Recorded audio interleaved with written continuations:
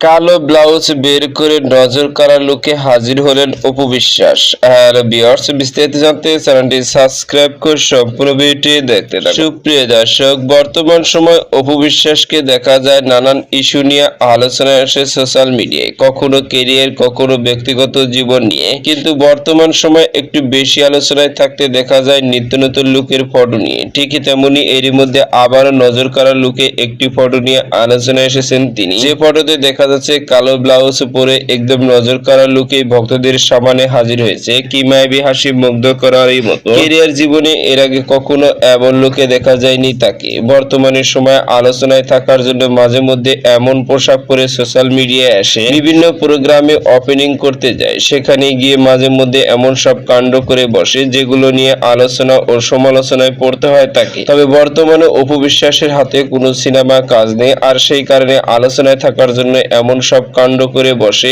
এমনই মন্তব্য সোশ্যাল মিডিয়ায়। তো সুপ্রিয় দর্শক, ভিডিওটি আপনার কাছে ভালো লাগলে একটা লাইক দিন। নিত্য নতুন ভিডিও আপডেট পেতে চ্যানেলটি সাবস্ক্রাইব করুন। অসংখ্য ধন্যবাদ প্রভৃতি করার জন্য।